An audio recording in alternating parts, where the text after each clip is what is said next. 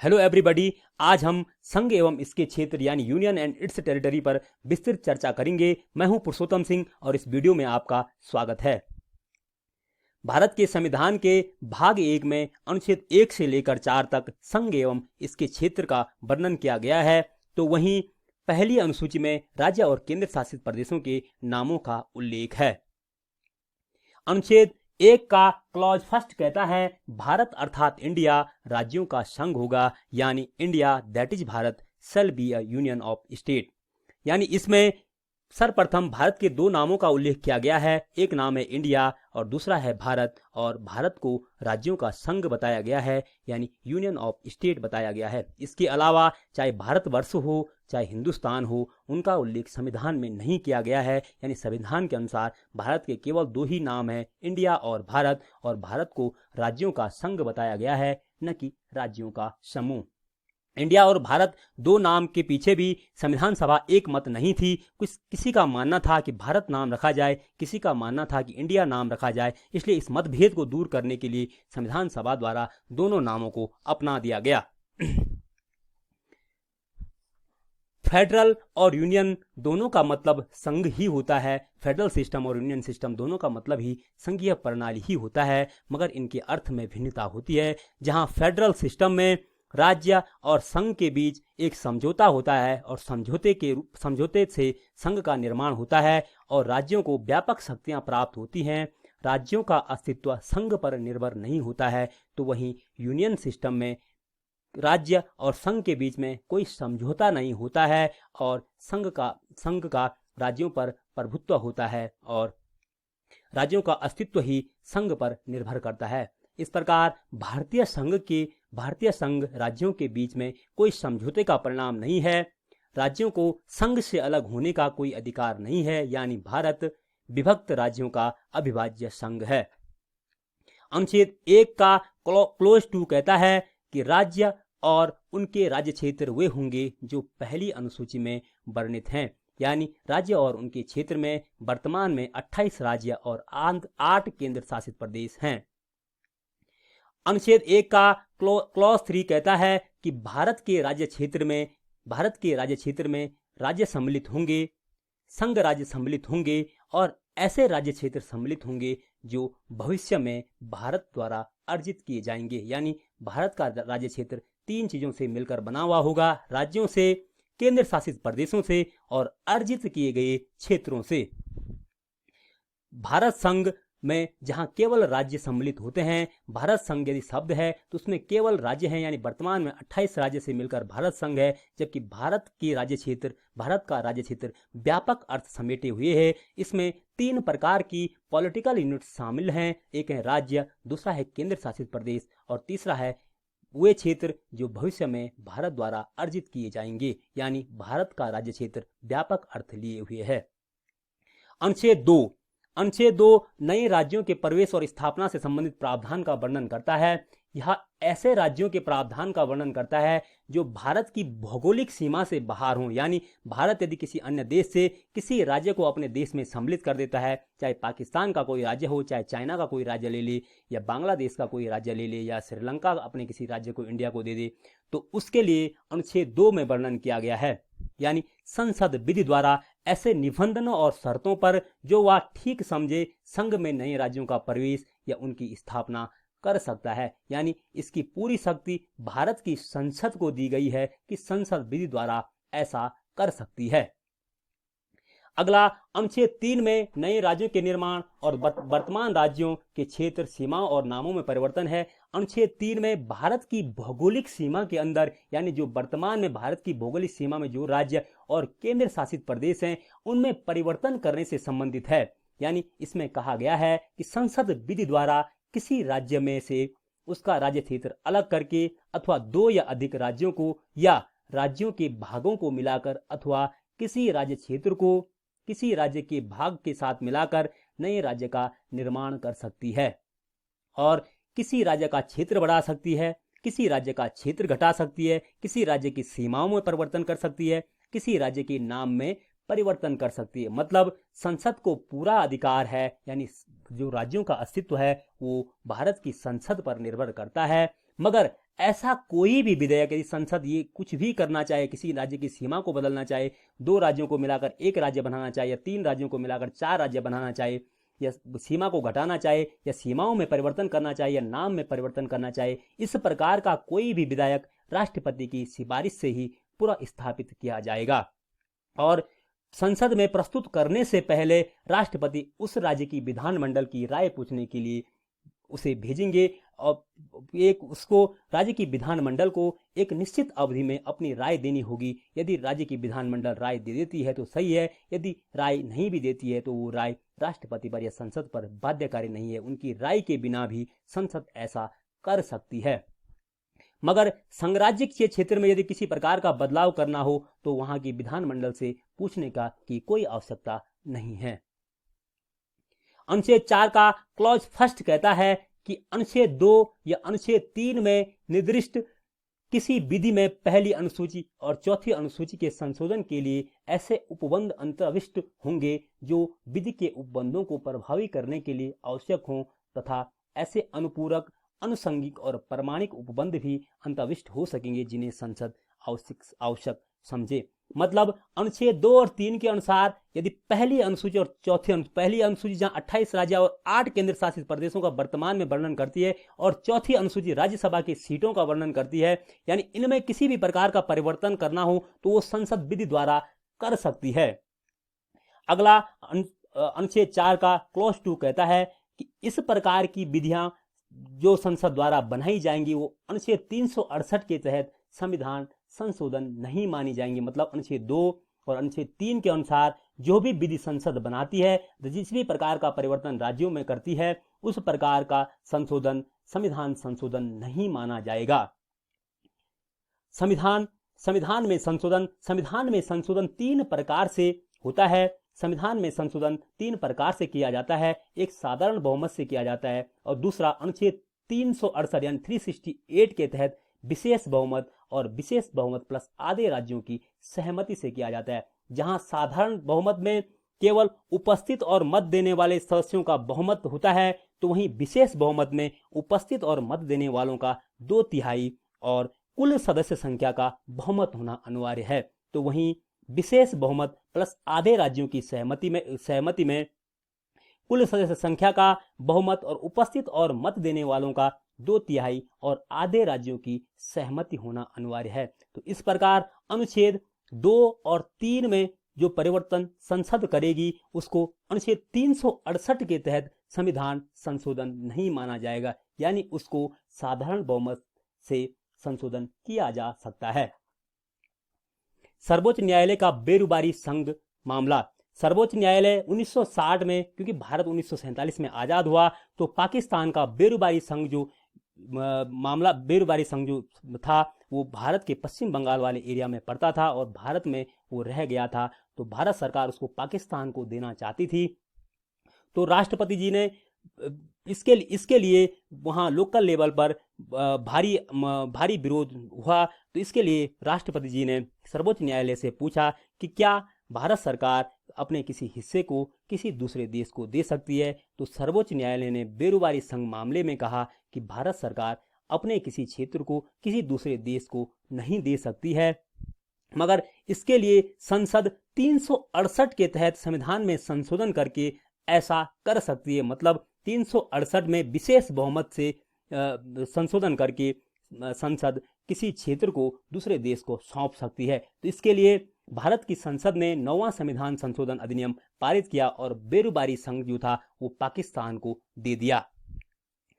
संसद से तात्पर्य है लोकसभा, राज्यसभा और राष्ट्रपति।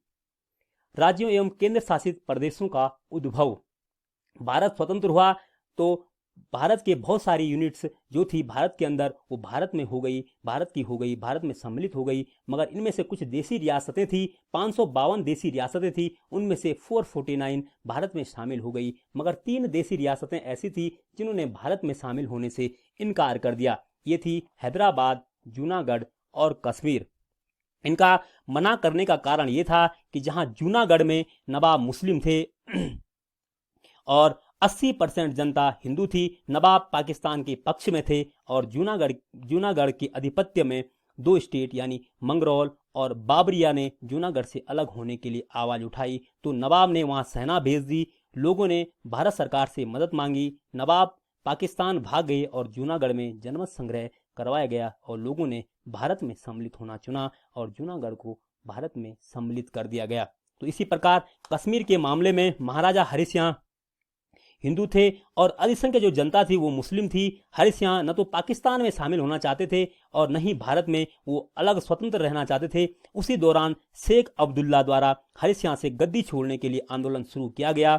उसी दौरान पाकिस्तान समर्थित कबाली कश्मीर में घुसकर और कत्लेआम शुरू कर देते हैं। तभी हरि सिंह भारत सरकार से मदद मांगते हैं, मगर भारत सरकार उन्हें विलय पत्र पर यानी इंस्ट्रूमेंट ऑफ एसेशन पर हस्ताक्षर करने एवं शेख अब्दुल्ला के नेतृत्व में अंतरिम सरकार बनाने को कहती है।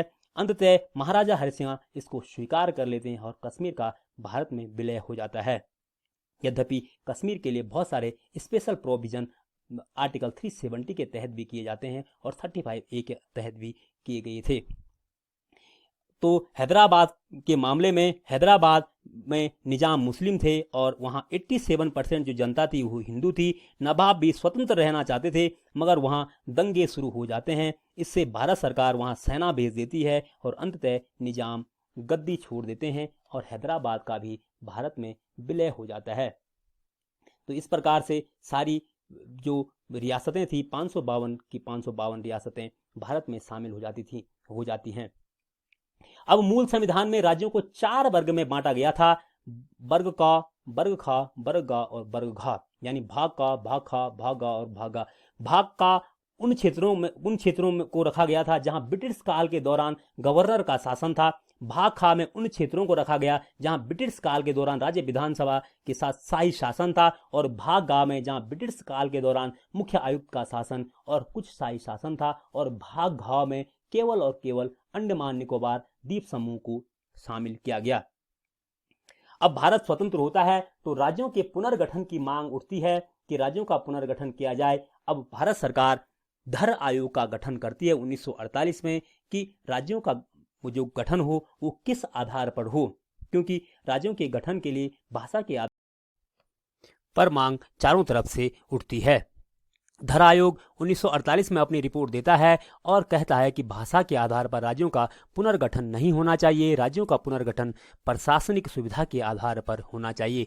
तत्पश्चात और ज़्यादा मांग उठती है और सरकार जेवीपी समिति का गठन 1948 में करती है, जो कि 1949 में अपनी रिपोर्ट सरकार को सौंपता है। इसमें जवाहरलाल नेहरू, वल्लभ भाई पटेल और पट्टाभी सीतारमैया 3 सदस्य होते हैं। यह समिति भी यह अस्वीकार कर देती है कि भाषा के आधार पर राज्यों का पुनर्गठन हो।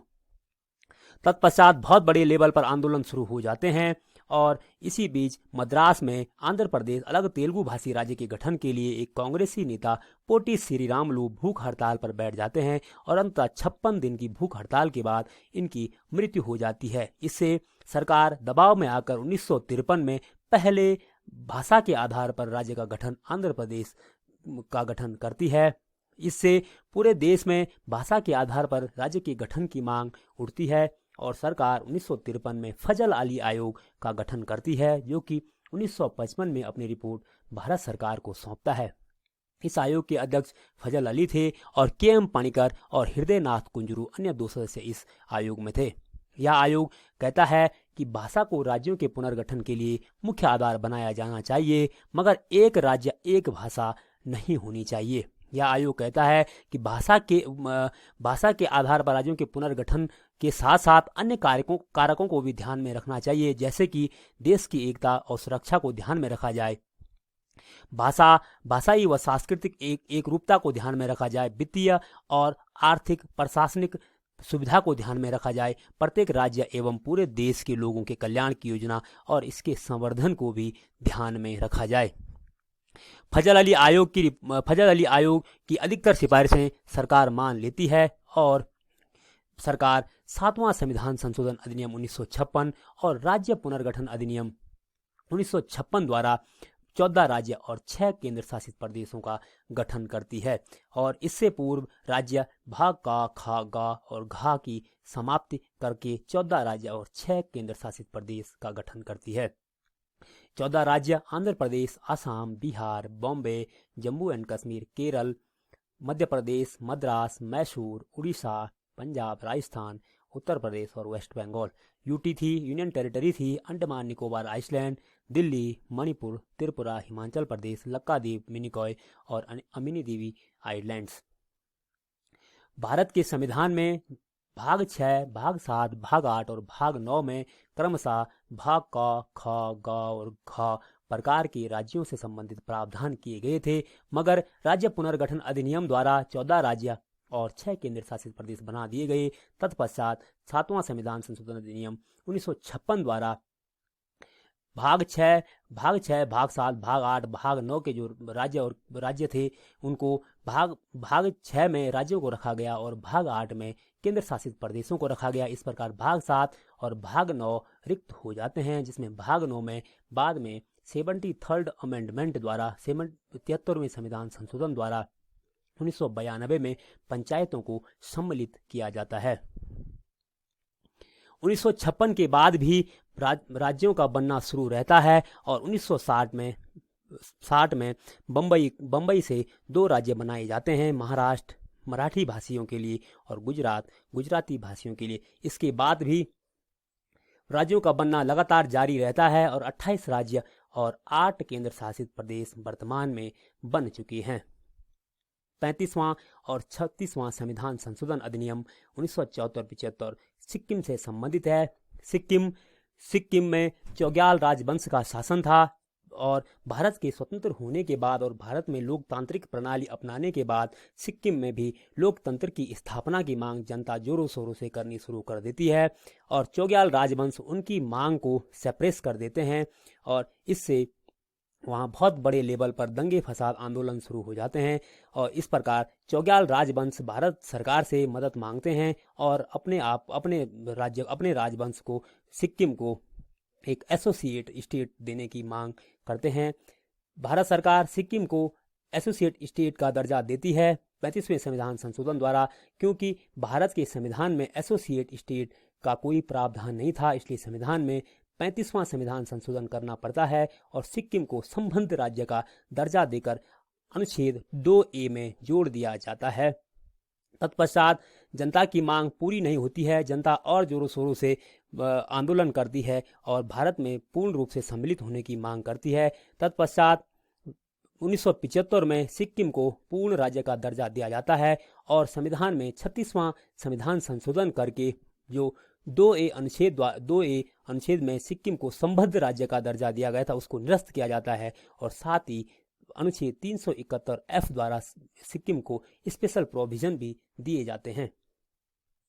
100वां संविधान संशोधन अधिनियम 2015 भारत और बांग्लादेश में भू हस्तांतरण से संबंधित है, क्योंकि बेरुबाई यूनियन मामले में सुप्रीम कोर्ट ने कहा था कि भारत की संसद भारत के किसी भाग को किसी दूसरे देश को नहीं सौंप सकती है, मगर अनुच्छेद 368 द्वारा यदि भारत की संसद संविधान में संशोधन कर देती है तो ऐसा कर सकती है। तो इस प्रकार 100वां संविधान संशोधन अधिनियम द्वारा भारत में जो बांग्लादेश के 51 अंतः क्षेत्र थे यानी एनक्लेव थे और भारत में जो 111 बांग्लादेश के एनक्लेव थे उनकी अदला बदली की जाती है और इस प्रकार 100वां संविधान संशोधन अधिनियम बांग्लादेश और भारत भू हस्तांतरण से संबंधित है।